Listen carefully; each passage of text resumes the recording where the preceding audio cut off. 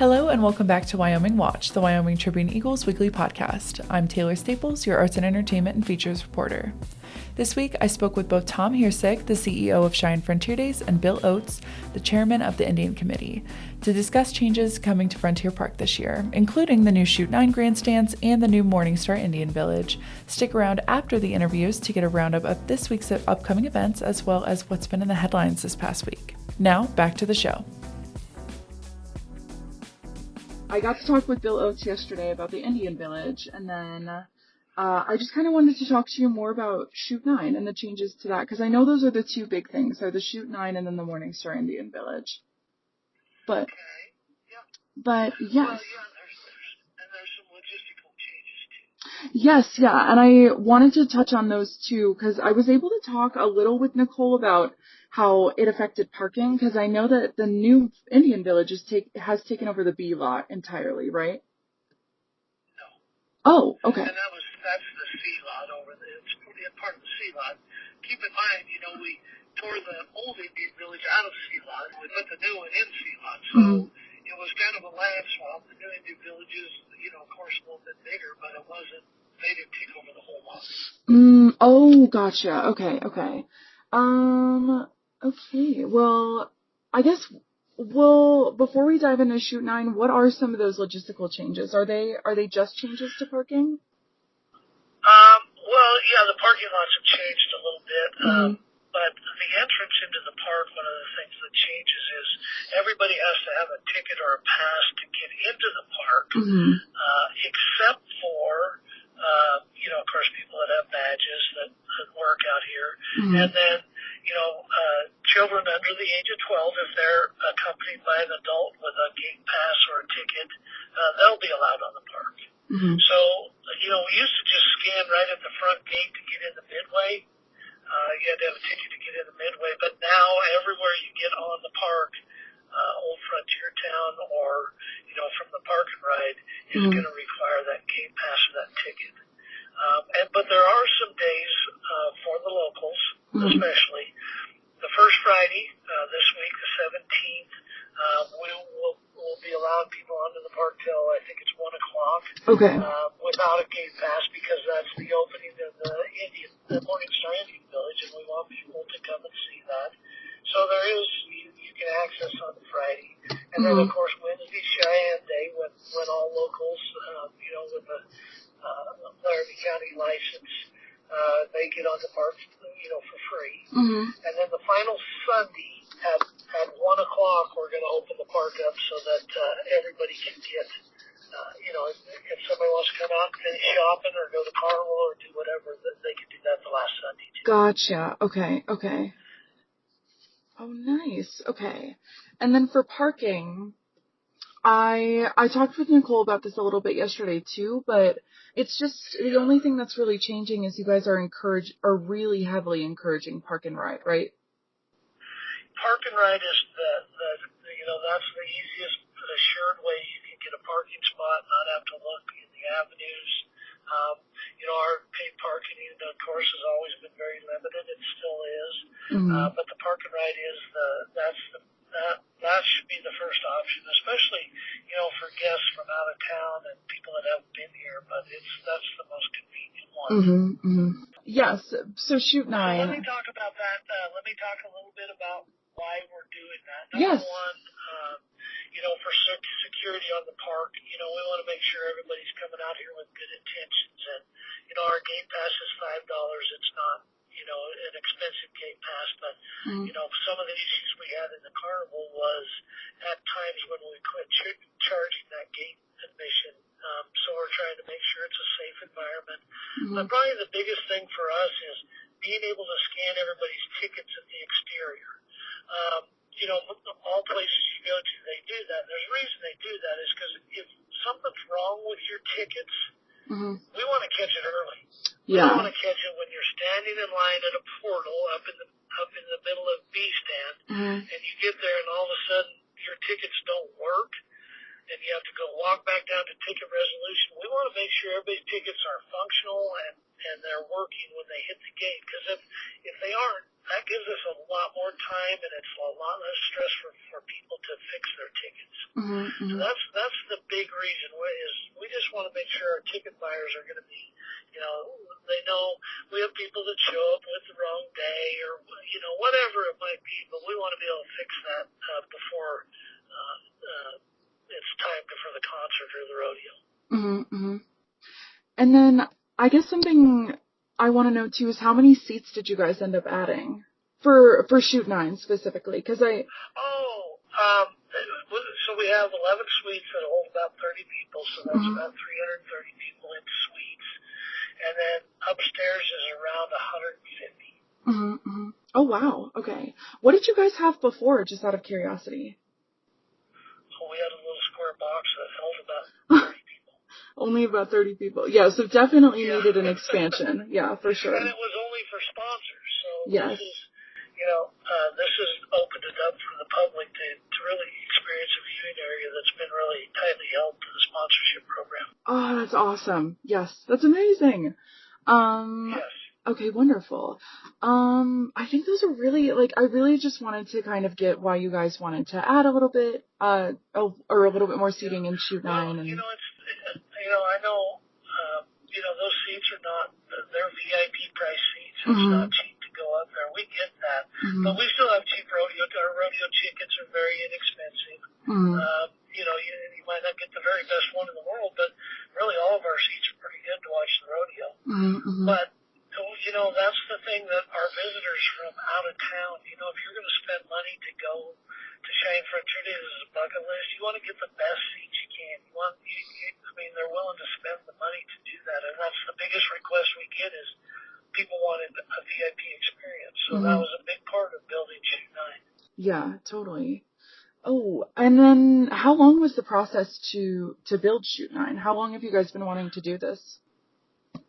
Oh, geez, it's been kind of in our master land use plan for, I remember we were talking about it back in the 90s. Wow. We needed to rebuild it, and, it's been a project that's been long overdue. Okay, nice. And then why was this kind of the right time to do it for you guys? Well, it just felt like financially we were in a place that we thought we could absorb the cost, and the revenues that come in will help offset that cost in the future. So we felt financially we were in a spot we could do this. Nice. Other than Chute 9, Indian Village, secure ticketing, parking, and anything else we didn't talk about, what other changes should people know? Those are the major things. I think people are going to be amazed when they come to our park and good see the changes that, what the Morning Star did to Old Frontier Town. To me, it's just beautiful over there. So I think people are going to be amazed at what the park looks like. I would just love to start from the beginning and kind of know, why did you guys decide to upgrade the Indian Village? What is... Okay, yeah. So we've had the old Indian Village is now a parking lot. We've been in there since the early 90s. And we're all fat, dumb, and happy in there. We continually get very good attendance. We rank very high in our customer satisfaction surveys and stuff like that. And really, in our mind, there was nothing really, too upsetting about it. It was just the old Indian Village. But we caught the eye of a very, very generous investor, and they wanted to really step up the presence of the Native Americans. And let me take you out let's go in the way back. We're here, we're celebrating our 130th anniversary, and I think that Indians have been here. They might have missed 1 year at the beginning. So we've had a very, very close relationship and an important relationship with the Native American people at Frontier Days. So anyway, they look at our village and say, we can do better. And they more or less just gave us some money. And it was a blank palette. And we have some of the smartest people. There are some really smart people working for Cheyenne Frontier Days. And they stepped outside their comfort zone and talked to some of the Native American elders and some of the committee members. It was real group effort.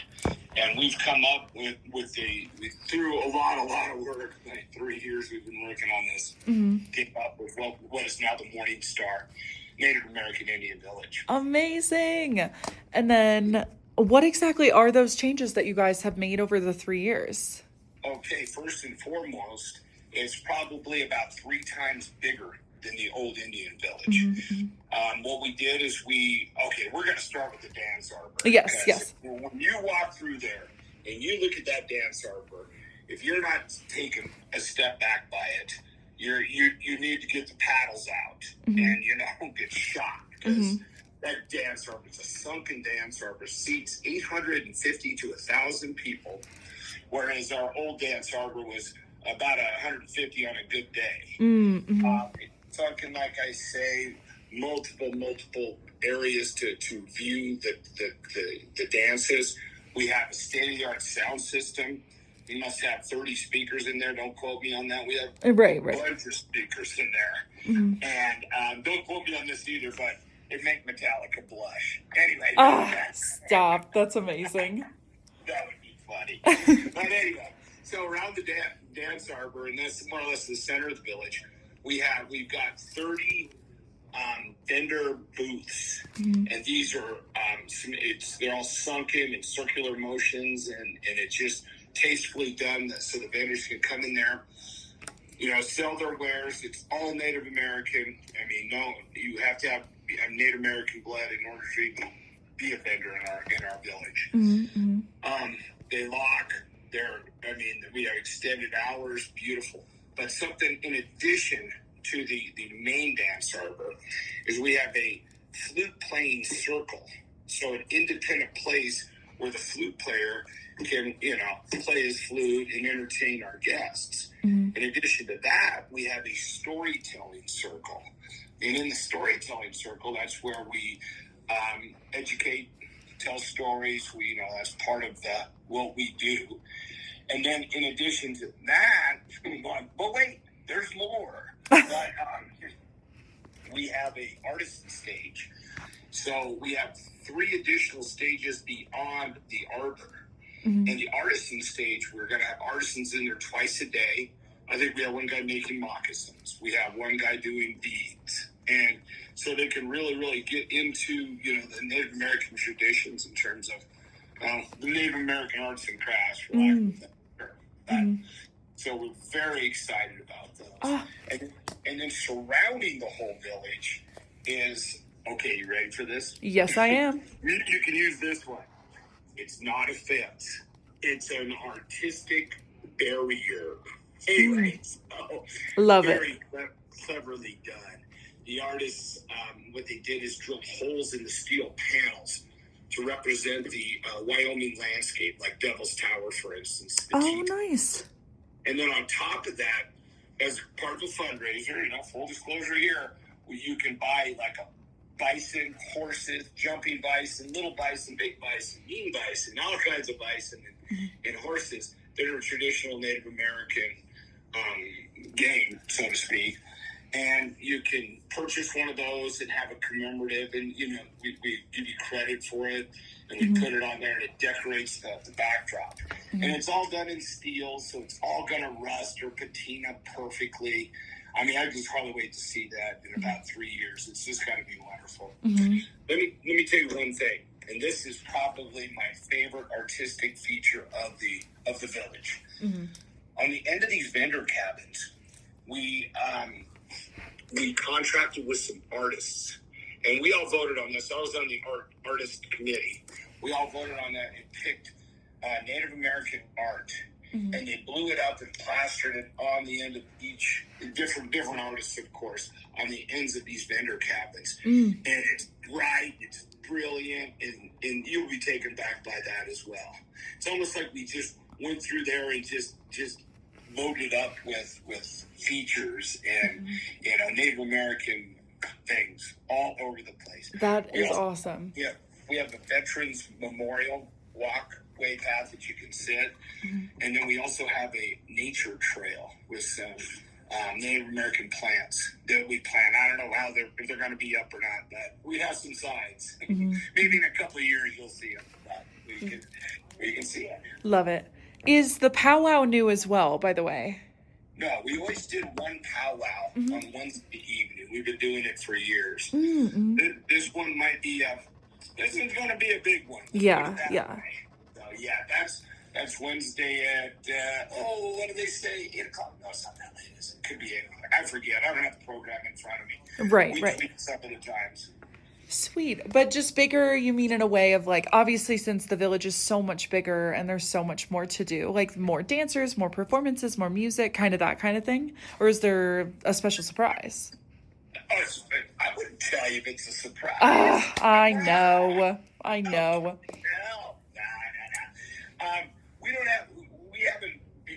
We haven't really planned anything out of the norm. Okay. I mean, it's very impressive. I mean, it's going to be bigger, of course, because it's a bigger location and more people will probably show up to it. But it'll be the same dancers that we've had in previous years doing it. Sweet. So there might be twists and turns.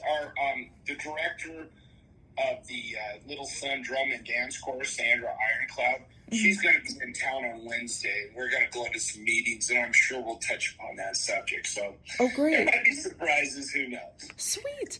I also really just want to pick your brain on the planning process. So, what is the most drastic thing you feel changed from when you guys started planning what the Morningstar Indian Village would look like to what the actual final product came out to be? Wow, that is incredible. During the planning process, based on, we have X number of dollars, and with inflation and stuff like that, we really had to get wise and stretch those dollars to provide the completed village. Some of the things that we got rid of, we had an additional kitchen. We also have food trucks bordering the village. And I just heard that Oompa tacos, so Indian tacos, are going to be there. We've had them forever, and there was a debate whether they were going to be here or in the arena or in the as you walk into Frontier Days. But we're going to get to that. But then we're going to do a kitchen out there for them to make it a little more hospitable for them. We had to eliminate that. What else? We were going to have some improvements in the kitchen. Oh, God, I forgot to tell you about this. There's also a community house. Ooh. So this community house is going to, that's where the performers will go relax. They're going to stay on site with teepees as they did in a traditional sense. They've been doing this forever. But now we have a community house where they can go and congregate and relax. Well, it'll be all, it's all state-of-the-art. They have all kinds of television, air conditioning. And we have a warming kitchen in there for them. So we don't necessarily have a kitchen. And that was in the plans, to have a kitchen where you could cook. Once you start cooking in the kitchen, it complicates, permits and things like that. And Frontier Days in general doesn't really want to do that. I mean, they'd rather people bring in the food than cook the food there. That's a Frontier Days thing. That's not a Bill Oates thing. But no, we were going to make some improvements to that, and that got cut. Boy, I've been there so many times I can't forget. It's tough for me to remember how I was thinking. No, totally. And I just love asking stuff like that because I love how different some projects are from the beginning and like how ideas can shift so much. And I just think that's really cool. But how did you guys know where to start because there are so many changes coming. So, yeah. In the beginning, I've only been the chairman for a year. I'm going into my second year. The previous chairman, Chairwoman Mariah, she started it about 3 years ago. And the location was, we were going to move it closer to Carrie and 8th on our corner. We more or less got to expand out the parking lot. That was it. I know that was discussed. So we could incorporate some of our old village and the new village in there. And then, they just said, heck with it. We're gonna move it up to the North Sea lot. We border the museum, by the way. So we're gonna get a lot of foot traffic through there. And we could take some synergies with the museum as well as the new Indian village. So that was kind of a shock when they moved it up there, but that was 3 years ago. They made that decision. So bacon. And nothing comes to mind on that. I mean, it's, other than, No, nothing really comes to mind on that. Interesting. Okay. Yeah. Oh, that's so fun. And then was everyone kind of pitching in ideas for this too? Because I know you guys had a baseline and you knew where to start, but yeah, even like later on in the process, were you guys all collaborating and pitching in ideas for this? Yeah. We had meetings every week, and I've only been in those meetings for a year because I've been in my current position for a year. Yeah. But before having constant meetings, a lot of the meetings centered around the educational aspects that we incorporated into the village, and it also centered around the artistic aspects that we incorporated into the village. And then a lot of those other things were just kind of driven by dollars, the subtractions and additions. Totally. And things like And then remind me of some of the educational aspects again. You guys are integrating. Okay, so first of all, the artisan stage was in and out. Okay, that's going to be a huge educational aspect. We have signage. I forget. Boy, Renee will kill me if I don't know this number. Renee Middleton, by the way, was pretty much, she had her hand in everything. She's part of the CFD staff, and she did. I think she's going to take a 6-month vacation. Yeah. Right? Oh, yeah. I'm done. I'm out. But we have, I want to say dozens. Let's go dozens. We have dozens of signs around describing the dances, describing the storytelling, the stages and stuff like that. So those are all around. Plus the storytelling itself is an educational journey as well. Totally. And we do arts and crafts, and I'm a little miffed. The arts and crafts, I always wanted to do more, but the expense is there. We do arts and crafts. We do incorporate beads and feathers and Native American craft supplies. But I wish maybe in the future we'll do more, be more Native Americanish, so to speak. But yes, yeah, we're gonna do what we can do this year, and then. I can hardly wait till the retreat that we have in September. We'll decompress over the year and we'll sharpen the axe for next year. So I'm pretty excited. And then the last thing I kind of wanted to touch on too was, what are you most excited for people to see? Not even physical thing, but just like, what are you most excited for in terms of like reaping the reward of all of this hard work you guys have worked on over the last 3 years? It's something that I learned this back at the old village. Just sometimes you take back and you see, people, lots and lots of people in and out of the shops, kids playing, just kind of a peaceful place. And I think we incorporated that into the new, we'll find out, incorporate that into the new village. I love it when there's lots of people. And then, I have probably one of the best, in my opinion, the best volunteer staff that's out there. All Cheyenne Frontier Days volunteers really are the glue that holds all that together. Yes. My volunteers just love to interact with the people, and it just brings me joy. We got a lot of people, and kids are doing their thing, and the shopkeepers are happy, and certainly a nice Indian dance is a great way to spend an afternoon.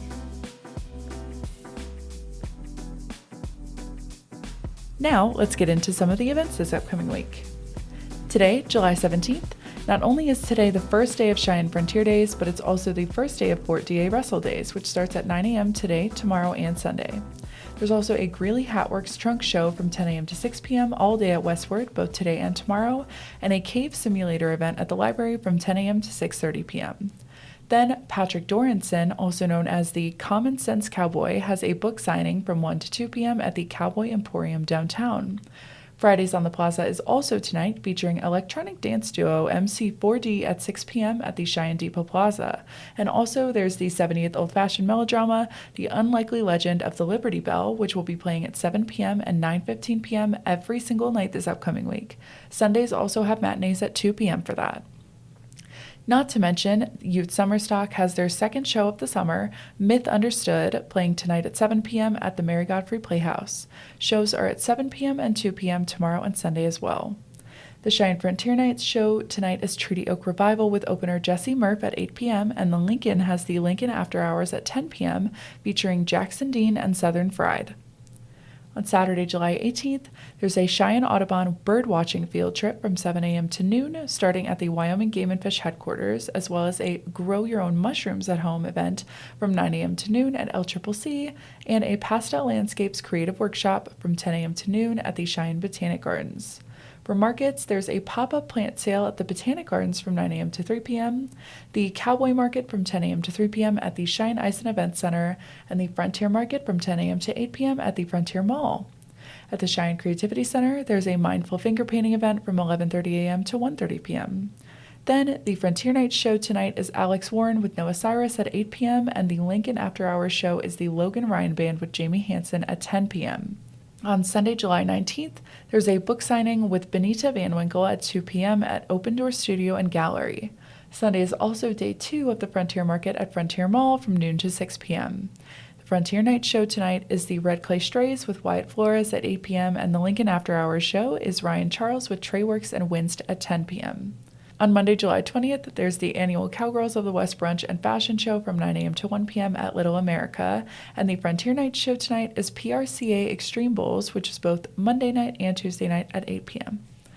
On Tuesday, July 21st, the Pine Bluffs Library Branch is hosting a Tuesday Trails event from 10 a.m. to 11:30 a.m., and the Laramie County Library has both their Teen Book Club on Tuesday from 4 to 5 p.m. and their Dinner and Book Club for adults from 5:30 to 7 p.m.